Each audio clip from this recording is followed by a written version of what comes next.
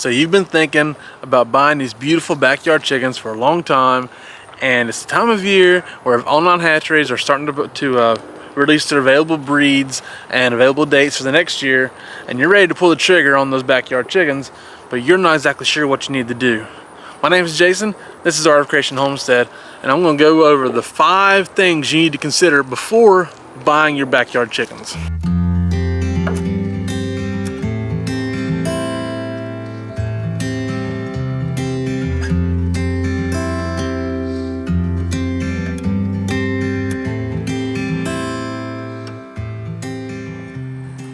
Hey y'all, how you doing today? So again, my name is Jason, this is Art of Creation Homestead, and we love our chickens around here, okay? And they're very important to us, as you see back here, but we do have a static coop, okay? Because we live in the average backyard, just a half-acre lot. We keep backyard chickens. We don't really have the ability to let them free range all the time, okay? We could, but a static coop works best for us. So we do a lot of backyard chicken ideas, and that's just kind of how we process them. Is it great to free range them? Sure. But really, truly, the average backyard coop doesn't really have that ability. And we've had these chickens for 8 years now, and there's a lot of things that I wish I had considered 8 years ago when we first started looking for chickens. So I do want to go over these things with you to kind of help you avoid some of the missteps that I may have made. First and foremost, you're going to want to check your local laws and your zoning restrictions just to make sure you're within the legal limits that you may have. Some people just don't care about that. If that's what it is, if that's your situation, then hey, by all means, go ahead. But I never want to encourage you to to knowingly break the law, or to get into a situation where you may be breaking the law and you're not aware of it. So check your restrictions, check your local zoning laws and things of that nature. Make sure you're within legal limits. I mean, like for instance, one property or one town we looked at buying a house in when we bought this house, you could have 6 hens or something of that nature, no roosters, and they had to be at least 100 feet away from your neighbor's house, not their property, but their house. So there's obviously some different requirements across the country. So just make sure you're legal. And then the second thing would be, how much money are you willing to invest? It can be a little tricky, because if you're looking to buy day-old baby chicks online, which is what we did, by the way, then there's a lot of time and money going to be invested in that. And it doesn't sound like it at first, because you're just thinking, well, I'm just going to buy so many chicks, you know, $3 to $5, $8 a piece, whatever it may be, and times that by whatever, and pay shipping possibly. No big deal. Okay, sure.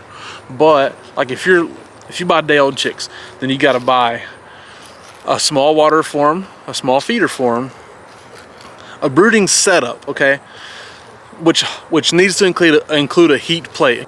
I want you to be fully aware that if you're brooding chicks, do not use a heat lamp. Please, it's not safe.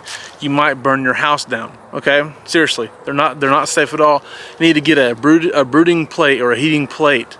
It's much safer. It's much better for the chicks. It's just a heck of a lot better. So please include that in your brooding setup. But also, okay, so on the financial part of that, also then you have to feed these chickens for at least 6 months or more.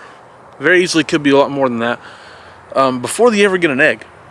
Okay, so if money is a problem, or money's like I want to limit my investment, I'm not sure exactly if I'm going to like this or not, I don't know what I'm doing right off, you might be better off not buying those cute, adorable little fuzzy baby chicks in the spring and just waiting till like May or June and finding some started pullets. What they're going to call them is started pullets from a local breeder, and you're probably going to get out for like getting a 12-week-old pullet for about $15. So you could probably buy 4 started pullets for about $60. So then you won't have to have the time and the extra money invested in the babies when you're maybe not exactly sure what you're doing, or if you're really going to like it or not. That's just a thought. So we talked about how much money do you want to invest, but how much space do you want to invest? Like our coop right here, okay? The coop is just a 10 by 10 storage shed, and then the run is just another 10 by 10 addition. So we have 200 square feet, a 20 by 10 spot. We have 200 square feet invested in them. we believe you need to have at least 8 square foot per bird of total space. Okay, so that's where we're at. We're about 8 to 10 square foot per bird, and that's really where you need to be at if you have a static coop, just because they need some space. They need to be able to move around, have room to scratch, and to where they're not on top of each other. Don't cram them in. That's not good for them. It's not healthy. It's just not great. Okay, bad scenario for chickens is to cram them in like that, and then they also don't look that good because they'll start pecking at each other too much. They get too bored, too aggressive. They start losing feathers. It's just not cool. So if your space is limited, understand how much space you're going to have. So that tells you how many chickens you really should be looking at. And honestly, we started out buying 15 hens, or 15 females, 15 pullets, and 2 roosters. So we had 17 to start with. In reality, I wish I had started with 8 to 12, somewhere through there. And that way I could slowly expand. You got to understand that if you think you're going to want to keep doing this for a long time, maybe buy more and more and more, which, by the way, if you love your chickens, you're going to want more. So start slow. I understand. I had the tendency, I would love to go out and buy about 5,000 chickens. I get it. Okay, it's real.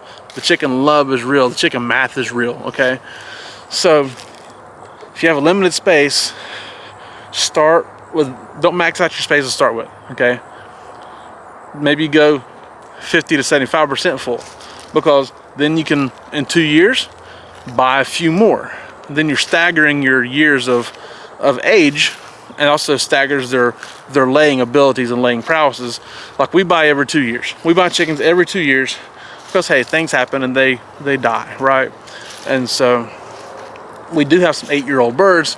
We also have some 1-year-old birds, right? Because things have happened in the 8 years. But again, consider how much space you want to use, and allow for 8 to 10 square foot per bird, and start smaller. The fourth thing would be, like, what are your goals and motives with these chickens?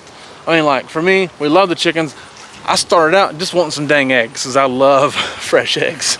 All right, I eat 3 eggs a day. It's nearly every day. We love eggs, and I don't want them nasty store-bought eggs. So if that's your number one goal is eggs, cool, right? I get it.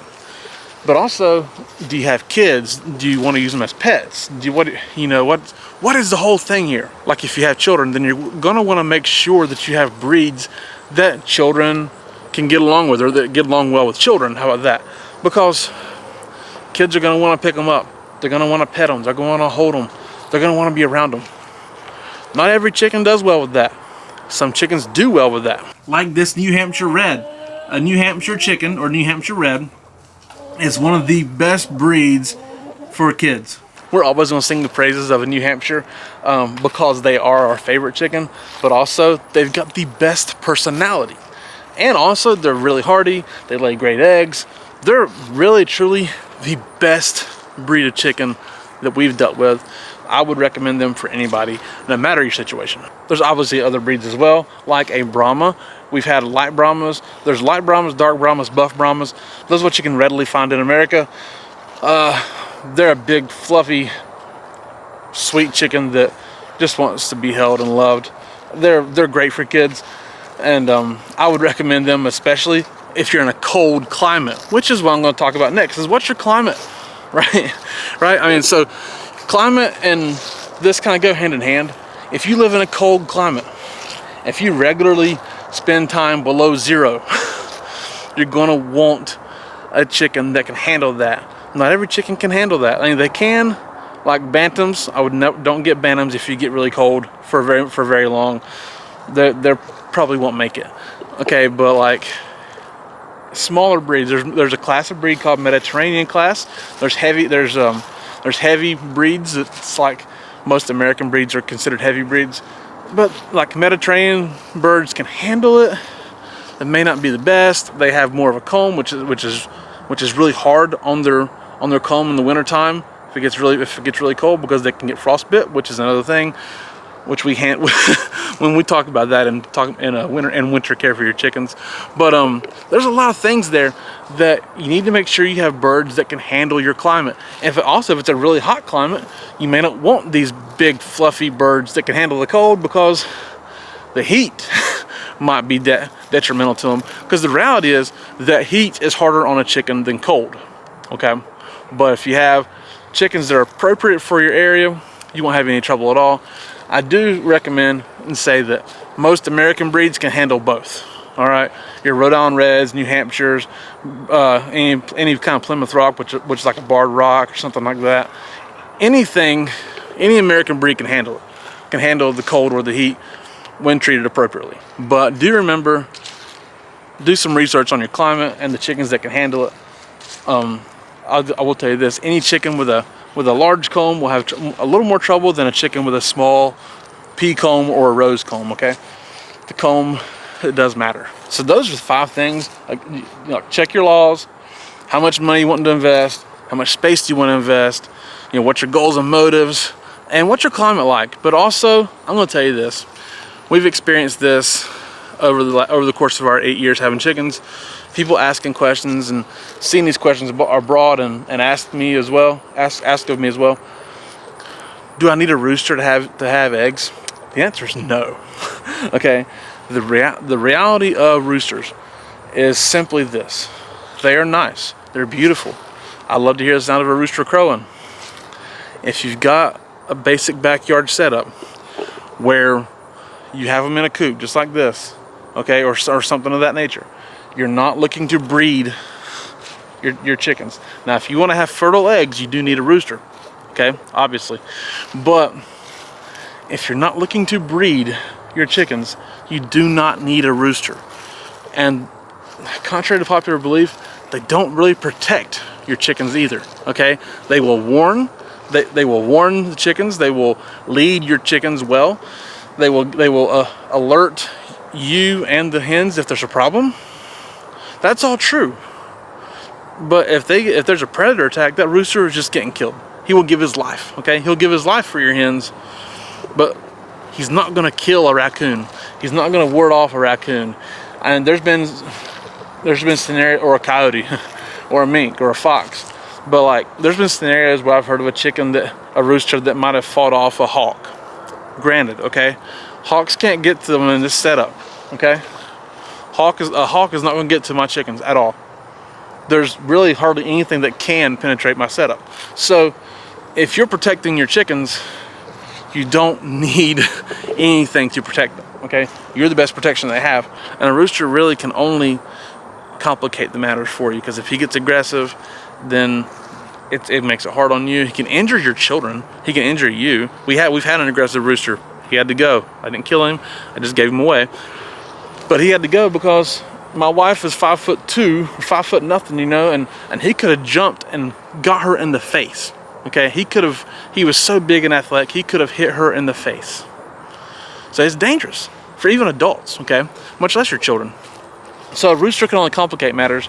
That's just a side note, okay? Please understand that. So that's it. That's my 5 things to consider before buying your chickens. If you have any questions, please leave them below in the comments. We love to answer chicken questions. That's honestly, I'm a chicken nerd. Be dead honest with you. I love to talk about it. You cannot bother me with chickens. So thank you guys so much for watching. We do appreciate it. This is Art Creation Homestead. My name is Jason. We love y'all. God bless you, and goodbye.